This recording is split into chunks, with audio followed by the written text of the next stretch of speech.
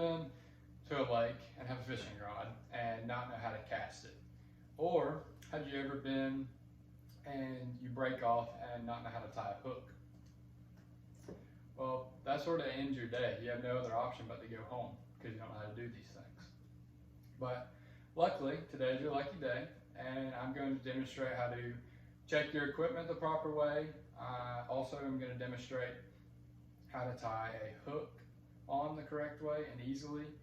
And lastly, I'm going to demonstrate how to cast a rod, a spinning rod, the correct way. So, growing up, I fished all the time.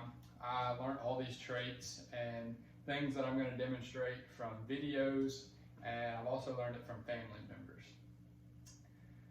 So, to start, I'm going to demonstrate how to check your equipment the proper way.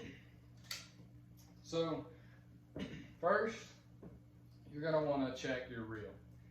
So to check your reel, you just want to make sure that nothing's rusted. You want to make sure that the bail works the correct way and that everything is working smoothly.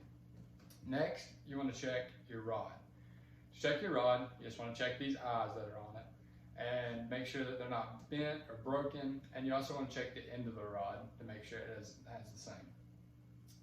Lastly, you want to check your line. So you just want to pull it tight, make sure it's good. You want to make sure that it's threaded through the eyes the correct way, and you also want to make sure there's no cuts in it.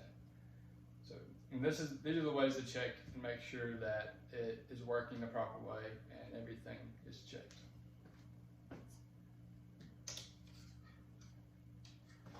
So next, I'm going to demonstrate how to tie an easy and quick hook. So I'm going to use a rope so that everybody can see it a little better. It's better than fishing line.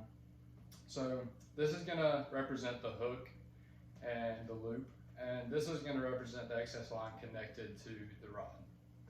So you get the excess line, you want to feed it through the loop.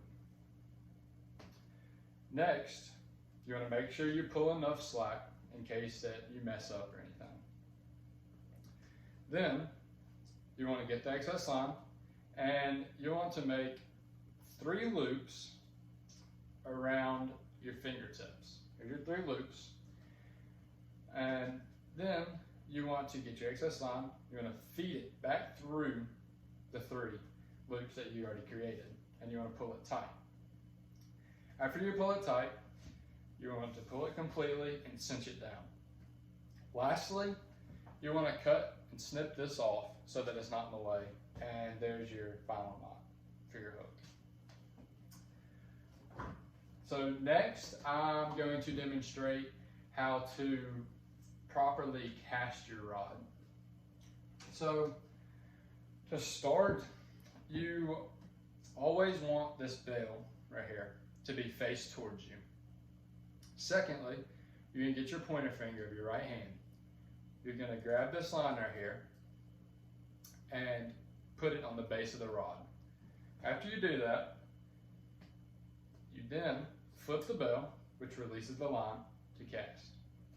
Well, after you do that, you're ready to cast. So lastly, you're going to get your rod, throw it over your shoulder, and throw it. When you throw it, you want to release the line with your index finger and let it loose.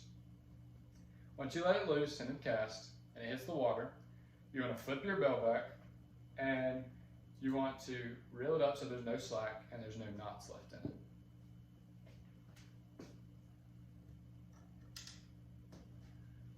So today I have demonstrated to you the 3 major things you need to become a better fisherman in the future.